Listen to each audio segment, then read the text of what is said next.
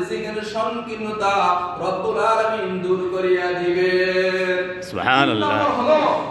আল্লাহ রাসূল সাল্লাল্লাহু আলাইহি ওয়াসাল্লাম বলেছেন ৩ নম্বর শর্ত হলো তার ডান হাতের মধ্যে আমলনামা দান করা হবে। আজকে আমি দুনিয়ার মধ্যে নামাজ পড়েছি, রোজা করেছি, হজ করেছি, যাকাত দিয়েছি, যদি আল্লাহ রাব্বুল আলামিন আমাদের কাল কিয়ামতের মাঠে যদি বাম হাতের মধ্যে আমলনামা দেয়, তাহলে আমরা জাহান্নামী নাকামিয়াব। আর আল্লাহ পাক সুবহানাহু ওয়া তাআলা আল্লাহ পাক রব্বুল আলামিন যদি আমাদের ডান হাতের মধ্যে আমলনামা দান করে, তাহলে আমাদের পরিণতি ভালো আছে, তাহলে আমরা বেহেশতে চলে যাব। ৩ নম্বর শর্ত হলো ৫ ওয়াক্ত নামাজ যদি সঠিকভাবে আদায় করতে পারি। আল্লাহ রাসূল সাল্লাল্লাহু আলাইহি ওয়াসাল্লাম বলেন ৩য় শর্ত হলো তার ডান হাতের মধ্যে আমলনামা দান করা হবে। ৪র্থ নম্বর শর্ত হলো আল্লাহ রাসূল বলেছেন তার কি করা হবে। ৪র্থ নম্বর শর্ত হলো তার বিনা হিসাবে ভুল সিরাতের রাস্তা বিদ্যুতের মতো পার করে দেওয়া হবে। ১৪ সুবহানাল্লাহ। আল্লাহ রাসূল সাল্লাল্লাহু আলাইহি ওয়াসাল্লাম বলেছেন যে ব্যক্তি ৫ ওয়াক্ত নামাজ সঠিকভাবে আদায় করবে, ভুল সিরাতের রাস্তাটা হলো চুলের চাইতেও চিকন এবং ব্লেডের চাইতেও ধারালো। এই ফুল সিরাতের রাস্তা যদি আপনার আমার আমল না থাকে, আমি যদি আল্লাহ তাআলার হুকুম না মানি, নবী করিম সাল্লাল্লাহু আলাইহি ওয়াসাল্লামের তরিকা অনুযায়ী যদি না চলি, তাহলে আমি সেখানে পড়ে যাব। আর যদি আমি ৫ ওয়াক্ত নামাজ সঠিকভাবে আদায় করি, আল্লাহ পাক রব্বুল আলামিন বলেন তাকে ফুল সিরাতের রাস্তা বিদ্যুতের মতো পার করে দেওয়া হবে। সুবহানাল্লাহ। ৫ম নম্বর শর্ত হলো তাকে বিনা হিসাবে জান্নাত দান করা হবে। আল্লাহু আকবার। আল্লাহ পাক রব্বুল আলামিন আপনার আমার যদি হিসাব নাই, আপনি আমি যে এক গ্লাস পানি পান করেছি, এই পানির যদি আপনার আমার হিসাব নাই, তাহলে আপনি আমি কেউ বেহেশতে যাইতে পারবো না।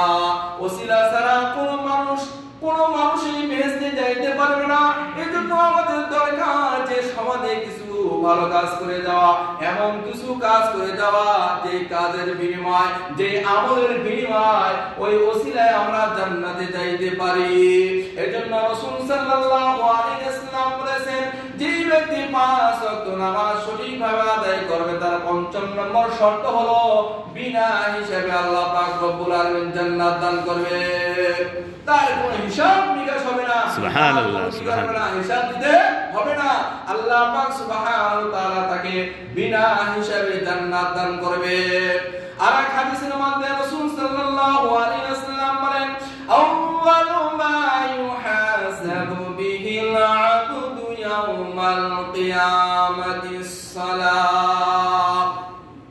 রাসূল করিম সাল্লাল্লাহু আলাইহি ওয়াসাল্লাম বলেন বান্দা পরলোক গমন করার পরে, ইন্তেকাল করার পরে, দুনিয়ার হায়াত শেষ হওয়ার পরে, দুনিয়ার জীবন শেষ হওয়ার পরে আখিরাতের জিন্দেগিতে যখন পদার্পণ করবে, আখিরাতের জিন্দেগিতে যখন চলে যাবে, রাসূল সাল্লাল্লাহু আলাইহি ওয়াসাল্লাম বলেন তার সর্বপ্রথম বান্দার নামাজের হিসাব নেওয়া হইবে। যদি বান্দার নামাজের যদি সুন্দর থাকে, তার ৩.৫ হাত বডি যদি সে নামাজের দ্বারাই সুন্দর করতে পারে, আল্লাহর হুকুম দ্বারাই যদি সাজাইতে পারে, সর্বপ্রথম বান্দার নামাজের হিসাব নেওয়া হবে। যদি তার নামাজটা সঠিকভাবে সুন্দরভাবে আদায় করে থাকে, তাহলে আল্লাহ পাক রব্বুল আলামিন বাকি আমলগুলো তার জন্য হিসাব দেওয়ার জন্য আল্লাহ পাক রব্বুল আলামিন সহজ করে দিবেন। এজন্য আপনার আমার কি করতে হবে? নামাজ সুন্দরভাবে পড়তে হবে। আর এক আয়াতের মধ্যে আল্লাহ পাক সুবহানাহু ওয়া তাআলা বলেন ইন্নাস সালাতা তানহা আনিল ফাহশাই ওয়াল মুনকার। আল্লাহ পাক সুবহানাহু ওয়া তাআলা বলেন নিশ্চয়, আল্লাহ পাক সুবহানাহু ওয়া তাআলা বলেন নিশ্চয় নামাজ সমস্ত অশ্লীল বেহায়াপনা, চুরি, ডাকাতি, যত অন্যায় কাজ আছে সমস্ত অন্যায় কাজের থেকে বিরত রাখবে। যদি আপনার আবার নামাজ যদি আল্লাহ পাক সুবহানাহু ওয়া তাআলার দরবারে আল্লাহ পাক সুবহানাহুর কাছে যদি গ্রহণযোগ্য হয়, কবুল হয়, তাহলে আমি সমস্ত অন্যায় কাজের থেকে বিরত থাকতে পারবো। রাসূল বলছেন যে নামাজকে সুন্দর করতে হবে। নামাজ শুধু পড়লেই হবে না, নামাজটাকে সুন্দরভাবে পড়তে হবে। এইজন্য রাসূল করিম সাল্লাল্লাহু আলাইহি ওয়াসাল্লাম এর হাদিসের মধ্যে আছে যে ব্যক্তি জুমার উদ্দেশ্যে, জুমার নামাজ পড়ার উদ্দেশ্যে বাড়ি থেকে মুক্তি করে রওনা হয়, নামাজ পড়ার উদ্দেশ্যে আর যদি তার নিয়ত সহি থাকে, ইন্নামাল আমালু বিন্নিয়াত, রাসূল সাল্লাল্লাহু আলাইহি ওয়াসাল্লাম বলেন প্রত্যেকটা আমল তার নিয়তের উপর নির্ভরযোগ্য। যদি তার নিয়ত শরীর থেকে বাড়ি থেকে রওনা হয় নামাজ পড়ার উদ্দেশ্যে, তাহলে প্রতি কদমের বিনিময় আল্লাহ রাসূল সাল্লাল্লাহু আলাইহি ওয়াসাল্লাম বলেছেন তার আমলনামার মধ্যে 10টি করে নেকি দান করা হবে। সুবহানাল্লাহ। আল্লাহ রাসূল সাল্লাল্লাহু আলাইহি ওয়াসাল্লাম বলেন যে ব্যক্তি কি করতে হবে, জুমার দিনে প্রথম কাতারে এসে নামাজ আদায় করতে পারবে। আল্লাহ রাসূল সাল্লাল্লাহু আলাইহি ওয়াসাল্লাম বলেছেন একটা মানুষ উট কুরবানি করে আল্লাহর রাস্তায় সদকা করলে যে পরিমাণ সওয়াব, সেই পরিমাণ সওয়াব তার আমলনামার মধ্যে দান করা হবে। সুবহানাল্লাহ। আল্লাহ পাক আল্লাহ রাসূল সাল্লাল্লাহু আলাইহি ওয়াসাল্লাম বলেন দুনিয়াতে যদি কোনো ব্যক্তি একবার সুবহানাল্লাহ বলে, আলহামদুলিল্লাহ বলে, আল্লাহু আকবার বলে, আল্লাহ রাসূল সাল্লাল্লাহু আলাইহি ওয়াসাল্লাম বলেন যে ওই ব্যক্তির জন্য সুবহানাল্লাহ বলার সঙ্গে সঙ্গে আল্লাহ তাআলার বড়াই বয়ান করার সঙ্গে সঙ্গে তার জন্য বেহেশতের মধ্যে একটা গাছ তৈরি হয়ে যাবে। সুবহানাল্লাহ। বলে গাছটা কেমন? রাসূল সাল্লাল্লাহু আলাইহি ওয়াসাল্লাম বলেন যে স্বর্ণের জন্য আমি ব্যতিব্যস্ত, মহিলারাও অলংকারের জন্য স্বর্ণের জন্য ব্যতিব্যস্ত, স্বর্ণ সবাইয়ের লোভ আছে, সেই স্বর্ণ গাছটা হবে ডাল ফলা সব কিছু স্বর্ণের তৈরি হবে। আর ওই গাছের ছায়া আল্লাহ রাসূল সাল্লাল্লাহু আলাইহি ওয়াসাল্লাম বলেন একটা ঘোড়া দৌড়ায়া শেষ করতে পারবে না। এরকম একটা সুবহানাল্লাহ বলার সঙ্গে সঙ্গে আল্লাহ পাক সুবহানাহু ওয়া তাআলা একজন মুমিন মুসলমানের জন্য এরকম মর্যাদা দান করবেন। সুবহানাল্লাহ। আমি ভালোভাবে সঠিকভাবে চলি তাহলে আল্লাহ পাক সুবহানাহু ওয়া তাআলা আপনার আমার এরকম ভাবে মর্যাদা দান করবেন। আর আমি যদি নামাজ পড়ে সঠিকভাবে কবরে যাইতে পারি, আল্লাহ পাক সুবহানাহু ওয়া তাআলা আপনি আমাকে অনন্তকালের জন্য বেহেশত দান করবে। বলে দুনিয়াটা কতটুকু বলা হয়েছে যে আটলান্টিক মহাসাগরের মধ্যে যদি সুই বিন্দানো হয়, চুপানো হয়, ওর আগায় ওর মাথায় যতটুকু পানি ওঠে এটা হচ্ছে দুনিয়া, আর বাকি যত অবশিষ্ট পানি ওঠে এটা হলো আখিরাত।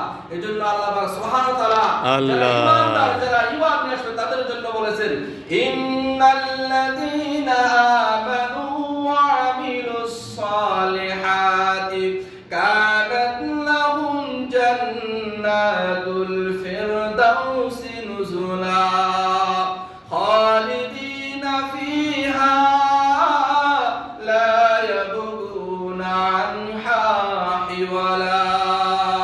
আল্লাহ পাক সুবহানাহু ওয়া তাআলা বলেন যেই ব্যক্তি আল্লাহ পাক সুবহানাহু ওয়া তাআলার উপরে ঈমান নিয়ে আসবে, আল্লাহ পাক সুবহানাহু ওয়া তাআলাকে বিশ্বাস করবে এবং সেই ঈমানের দাবি অনুযায়ী নেক আমল করবে, আমলে সালেহ করবে, নামাজ পড়বে, রোজা করবে, হজ করবে, যাকাত দিবে এবং এতিম অসহায় খোঁজ খবর নিয়ে ভালো আমল করবে, আল্লাহ পাক সুবহানাহু ওয়া তাআলা বলেন কানাত লাহুম জান্নাতুল ফিরদাউসি নুজুলা।